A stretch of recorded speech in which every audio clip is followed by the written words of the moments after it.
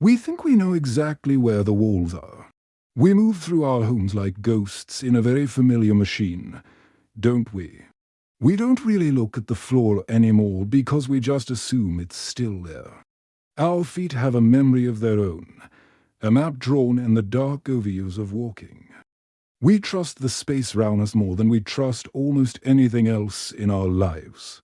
But I decided to test that trust by shutting my eyes for an hour in my own hallway. It felt like a small, harmless experiment to see what else was hiding in the quiet. I wanted to simulate the world of the blind, to wake up the senses that usually sleep. My eyes are always so loud, always hogging the conversation with the world outside. I figured if I turned them off, the rest of me would finally have something to say. The first few minutes were surprisingly easy, almost like a game of hide and seek with myself. I knew where the bookshelf was, and I knew the exact distance to the kitchen counter. I walked with my hands out, feeling the cool, dry air as it moved around my fingers. It felt like I was discovering a new kind of gravity, one that didn't need light to function. My footsteps sounded heavier, echoing off the hardwood floor in a way I'd never noticed. Every creak of the wood felt like a secret message from the house to my soles. I started to notice the smell of the air, a faint scent of old paper and citrus. It was the smell of my own life, I suppose, but I had been too busy looking to smell it. I felt quite confident, moving in a straight line toward what I thought was the living room. I told myself that I was mastering my environment, even in the total, heavy darkness. But then, I felt a sudden, sharp chill that wasn't there just a few seconds before. I had lost the sense of where the window was, and the draft felt like a total stranger. My mental map started to flicker, like an old television screen losing its signal.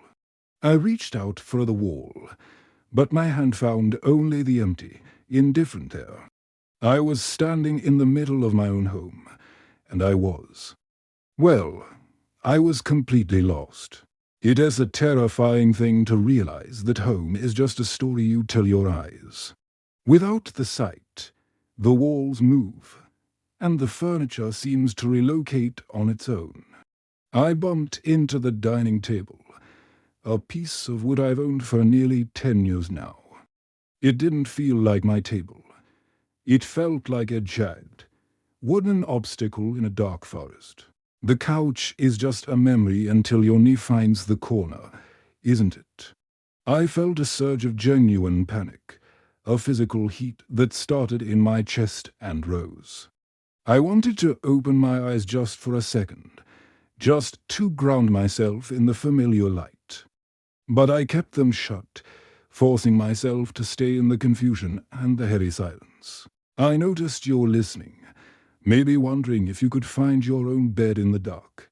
You think you could, but the darkness has a way of making the distances feel different.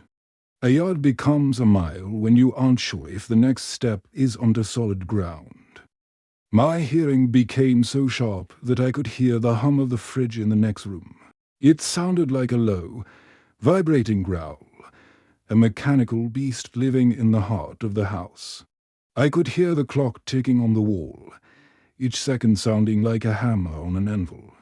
I started to wonder if the house was always this loud, or if I was just finally listening. Is silence just the absence of sound, or is it just the sound of us ignoring everything? I found myself smelling the dust on the very top of the bookshelf. It was a dry, ancient smell, a record of all the days I hadn't bothered to look up there. I felt a strange kind of intimacy with my own mess, a connection I hadn't felt before. But the doubt kept coming back, a cold voice asking what the point of all this was. Am I really expanding my senses, or am I just stumbling round my house like a fool? We love the idea of transformation, but mostly we just find new ways to be bored. An hour is a very long time when you have nothing to look at but your own thoughts. My thoughts were messy, mostly about things I hadn't done and people I hadn't called. The darkness doesn't make you wise. It just makes you realize how much you rely on distraction. I felt a contradiction growing in me, a desire to be free and a desire to be safe. I wanted the adventure of the dark, but I wanted the safety of the light at the same time. We want to be explorers, but we never want to leave the sight of the shore, do we? I started to walk again, but this time I didn't try to reach any specific destination. I just moved for the sake of moving, letting my feet find the path as they saw fit. I felt the texture of the carpet, the way the fibers brushed against the skin of my toes. It was a soft, fuzzy landscape, a world that I usually ignore as I rush to the door. I realized that the floor is always there, until you start wondering if it actually is.